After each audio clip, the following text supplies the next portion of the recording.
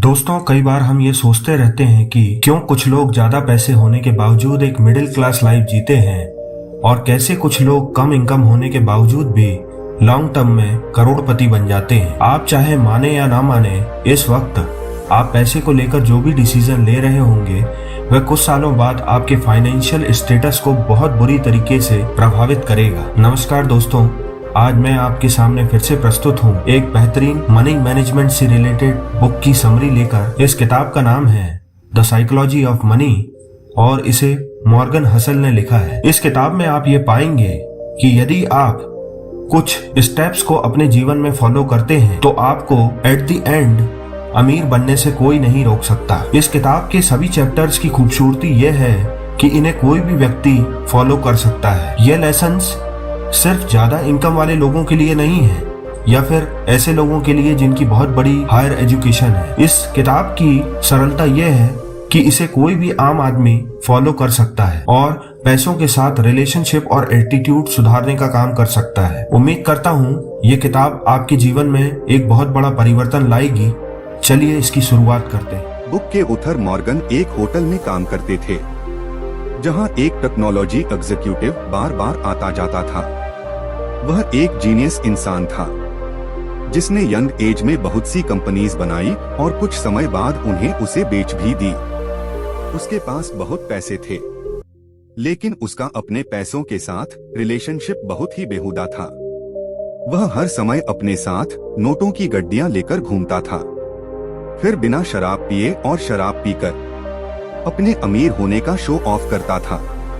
एक बार तो उसने हद ही कर दी जब उसने अपने दोस्त को बहुत से पैसों की गड्डियां देकर कहा, जाओ इन्हें गोल्ड कॉइन में कन्वर्ट करवा लाओ। फिर वह अपने दोस्तों के साथ समंदर के पास गया जिसमें उसने एक गेम खेला जिसमें जो गोल्ड कॉइन को समंदर में ज्यादा दूर तक फेंकेगा वही जीतेगा। पैसों के साथ ऐसा बेहुदा व्यवहार सिर्फ मस्ती के लिए। अब आप सोच सकते हैं कि उसका यह बिहेवियर कितने समय तक चला होगा। ज्यादा लंबा नहीं। ऑथर बताते हैं कि उन्हें कुछ सालों बाद पता चला कि वह आदमी कंगाल हो गया। इस कहानी के साथ मॉर्गन एक और इंसान की कहानी बताते हैं जिसका नाम रोनाल्ड जेम्स था। वह एक साधारण अमेरिका के गांव से बिलोंग करने वाला सफाई कर्मचारी था। यह साधारण आदमी जब 92 साल की उम्र में मरा तो देश विदेश के अखबारों में उसकी चर्चा हुई। चर्चा इसलिए हुई क्योंकि मरने के समय उसकी नेट वर्थ 58 करोड़ रुपए थी, जिसमें से उसने 15 करोड़ रुपए अपने सौतेले बच्चों को और वही 43 करोड़ रुपए चैरिटी में दे दिए। अब एक साधारण अमेरिका के गांव से बिलोंग करने वाले सफाई कर्मचारी के पास इतने पैसे कहां से आए? जब इसका पता लगाया गया तो पता चला कि उसकी कोई लॉटरी नहीं लगी थी। वह तो एक साधारण जीवन जीता था। जितने पैसे बचा सकता था उसे ब्लू चिप कंपनी के स्टॉक में लगाकर भूल जाता था। फिर कई दशकों बाद कंपाउंडिंग के पावर ने उसकी छोटी छोटी इन्वेस्टमेंट को इतना बड़ा नेट वर्थ बना दिया कि कोई विश्वास नहीं कर सकता। ऑथर टेक्नोलॉजी एग्जीक्यूटिव और सफाई कर्मचारी को कंपेयर करते हुए बताते हैं कैसे जीवन में बहुत सारा पैसा कमाना और फिर उसे बनाए रखने के लिए किसी टेक्निकल नॉलेज की जरूरत नहीं है। आप पैसे के साथ कैसे बिहेव करते हैं, इसकी जरूरत है। पैसा कमाने की कला एक सॉफ्ट स्किल है। कोई भी इंसान सीखकर फाइनेंशियल सक्सेस पा सकता है। एक टेक्नोलॉजी एग्जीक्यूटिव जीनियस होने के बावजूद बैंकक्रप्ट हो जाता है। दूसरा, एक सफाई कर्मचारी ज्यादा पढ़ा लिखा न होने के बावजूद करोड़पति बन जाता है। मॉर्गन आगे और एग्जाम्पल देते हैं लॉटरी टिकट का। एक सर्वे बताता है कि अमेरिकन जनता movies, video games, music, sporting events और बुक्स के कॉम्बाइंड अमाउंट से ज्यादा लॉटरी टिकट खरीदने में खर्च करते हैं। दोस्तों, आपको यह जानकर हैरानी होगी कि ज्यादातर लॉटरी टिकट कौन खरीदता है? न अमीर न मिडिल क्लास, बस गरीब लोग। वह गरीब लोग जो इतने गरीब हैं जिन्हें अगर इमरजेंसी हो जाए तो 30 से 35 हजार अरेंज नहीं कर सकते। ऐसे गरीब लोग वहाँ पर सालाना 30 से 35 हजार रुपए की लॉटरी टिकट खरीद लेते हैं। वह पैसा जो इमरजेंसी के समय उनके काम आ सकता है, उससे वह लॉटरी टिकट खरीद लेते हैं। क्या यह फाइनेंशियल डिसीजन आपको सही लगता है? आप शायद कहेंगे नहीं, यह क्रेजीनेस है। लेकिन जो आपको और हमको क्रेजी लगता है, वह गरीब आदमी के लिए रैशनल और वाइज डिसीजन है। कैसे? उसके लिए ऑथर गरीब आदमी की सोच के बारे में बताते हैं। गरीब आदमी जो लॉटरी खरीदता है, वह कहता है, हम लोग जो महीने में कमाते हैं, उससे ज्यादा खर्च हो जाता है। सेविंग्स की तो कोई पॉसिबिलिटी ही नहीं होती। बहुत ज्यादा सैलरी, वेकेशंस, बड़ी गाड़ी, बड़े घर, ये सब हमसे बहुत दूर हैं। उतना ही कि हम अपने बच्चों को बड़े कॉलेज में एडमिशन करवा सकते हैं। यह सब हमारे लिए सपना है। इन सपनों को जो मिडिल क्लास और अमीर जी रहे होते हैं, ऐसे सपने को साकार होने के चांसेस हमें सिर्फ लॉटरी टिकट खरीदकर और लॉटरी लगने पर ही लगते हैं।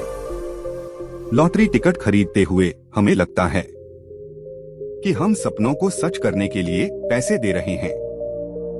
आपको यह क्रेजी लगेगा, क्योंकि जो हमारे लिए सपना है, वह बहुत से लोगों को आसानी से मिला हुआ है।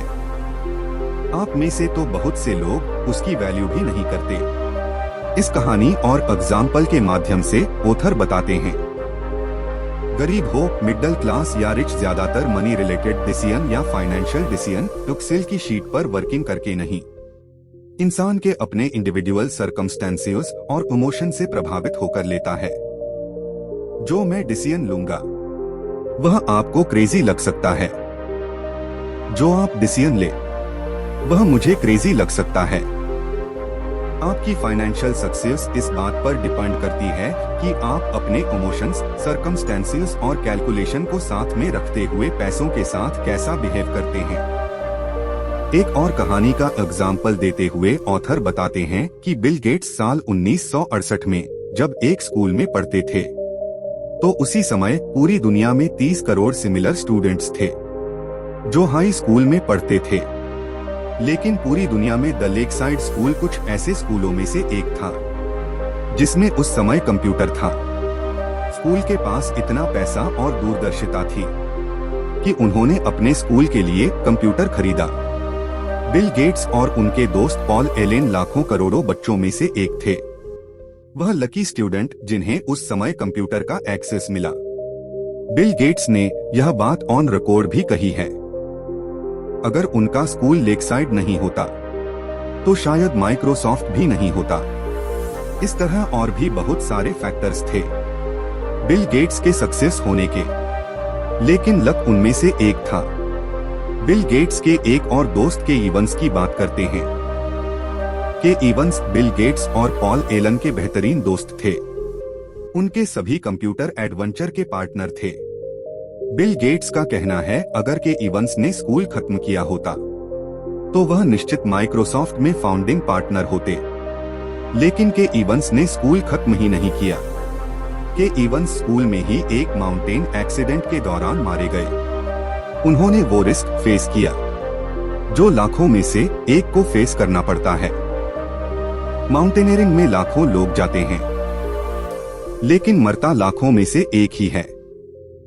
ऑथर लक और रिस्क का कॉन्सेप्ट इस एग्जाम्पल से सिखाते हैं। बिल गेट्स और क्विंट इवंस बिल्कुल एक जैसी कैपेबिलिटीज रखते थे। जहां बिल गेट्स लाखों लोगों में से एक बने जिन्होंने हद से ज्यादा सफलता प्राप्त की, जिसे लक भी कहा जा सकता है, वहीं केंट इवंस लाखों लोगों में से वह एक इंसान बने जिन्हें लक का बिल्कुल अपोजिट रिस्क को फेस करना पड़ा। जहां शुरुआत एक साथ हुई थी, वहीं लक और रिस्क के कारण डायरेक्शन और फाइनल आउटकम्स बिल्कुल अपोजिट हो गए।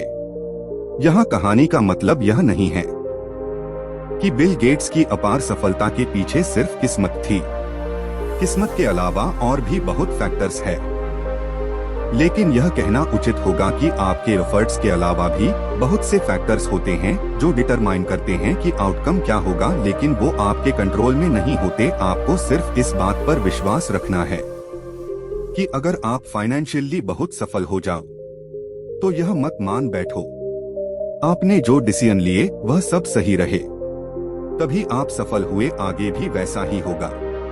अगर आप फाइनेंशियल फेलियर का सामना करो तो यह मत मान लो जो आपने डिसीजन लिए सब गलत थे इसलिए आप असफल हुए। इसके साथ भी बहुत सारे फैक्टर्स होते हैं किसी भी रिजल्ट्स के पीछे। इनफ को समझने के लिए मनी से रिलेटेड तीसरी सॉफ्ट स्किल को बताने के लिए ऑथर रजत गुप्ता का एग्जाम्पल देते हैं, जिनका जन्म कोलकाता में हुआ, जो एक अनाथ थे। ऐसे सर्कमस्टेंसेस में रहने के बावजूद 40 साल की उम्र में रजत गुप्ता दुनिया के सबसे प्रेस्टिजियस कंसल्टिंग फर्म मैकिन्सी के सीईओ बने। इसके अलावा भी बहुत सारे इन्फ्लुएंशियल रोल में भी वह रहे। साल 2008 में उनकी नेट वर्थ करीब $100 मिलियन थी। उतना पैसा उन्होंने इकट्ठा कर लिया कि अगर इतने पैसों को बैंक में रखकर उसकी इंटरेस्ट इनकम भी आए तो 50,000 रुपए प्रति घंटे बिना कुछ किए कमाए जा सकते हैं, वो भी 24 घंटे हर रोज। लेकिन यह भी उनके लिए काफी नहीं था। वह करोड़पति से बहुत ही डेस्परेटली अरबपति बनना चाहते थे।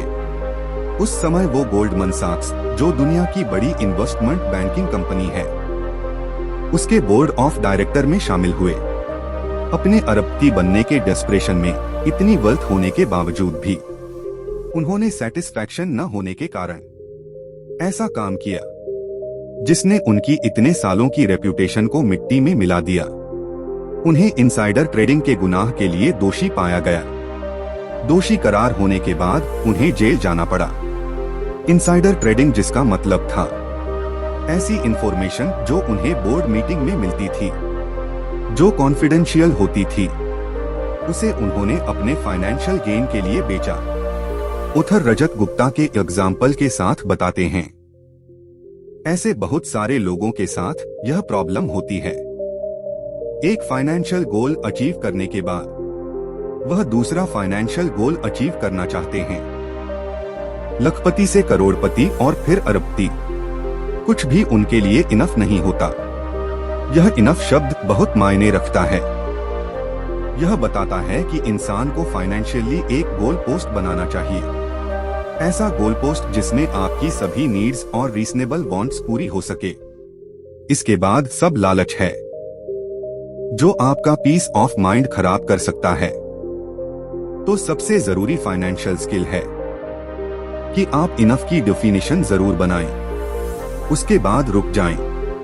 पैसे से ज्यादा अपने परिवार और अपनी सुख शांति को ज्यादा महत्व दें। सोशल कंपैरिजन यह स्किल अटेन करने में सबसे ज्यादा प्रॉब्लम क्रिएट करता है। उसके पास BMW है, मेरे पास भी होनी चाहिए। ऐसी सोच को छोड़ना बहुत ही जरूरी है। इस इम्पोर्टेंट स्किल को सीखने के लिए अपने लिए इनफ की डेफिनेशन बनाना बहुत जरूरी। उस फाइनेंशियल स्टेट्स को अचीव करने के डायरेक्शन में काम करना और फिर इनफ की स्टेट पे आके रुक जाना बहुत इम्पोर्टेंट फाइनेंशियल स्किल है।